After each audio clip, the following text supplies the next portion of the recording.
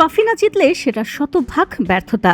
এমপানিও ম্যাচের আগে রিয়াল মাদ্রিদের ডাকআউটে নিজের কঠোর ও স্পষ্ট বার্তা জানিয়ে দিলেন মাস্টার মাইন্ড হোসে মরিনহো। রিয়ালে নিজের দ্বিতীয় মেয়াদের প্রথম প্রতিযোগিতামূলক ম্যাচ দিয়েই শুরু হচ্ছে তার অল আউট ট্রফি জয়ের লড়াই।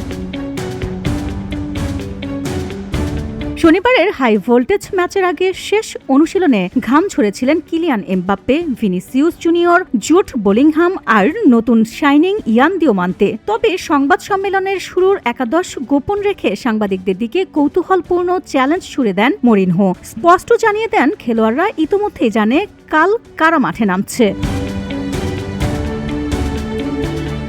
সমর্থকদের প্রত্যাশার পারদ এখন তুঙ্গে। উদ্দেশ্য কেবল একটাই, হাতছাড়া হওয়া লা লিগা শিরোপা পুনরুদ্ধার করা আর রেকর্ড ১৬তম চ্যাম্পিয়ন্স লিগ ট্রফিতে চুমু আঁকা। কোনো সান্ত্বনা পুরস্কারে বিশ্বাসী নয় মরিনহো। তার মতে রিয়াল মাদ্রিদের ট্রফিহীন মৌসুম মানেই চরম ব্যর্থতা।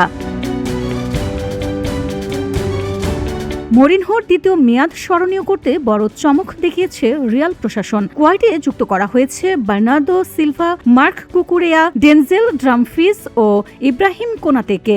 ২০৩২ পর্যন্ত ভিনিসিয়াস জুনিয়রের ভবিষ্যৎ নিশ্চিত হলেও ম্যানচেস্টার সিটি থেকে রুদ্রি চোখ দিয়েছে চিরপ্রতিদ্বন্দ্বী বার্সেলোনায়। তবে তা নিয়ে মোটেও চিন্তিত নন মরিনহো। চুয়ামেনি, কামাভিঙ্গা আর ফেদে ভালভেদেদের শক্তিশালী মিডফিল্ডার নিয়েই মাঠে বাজিমাত করতে প্রস্তুত রিয়াল মাদ্রিদ।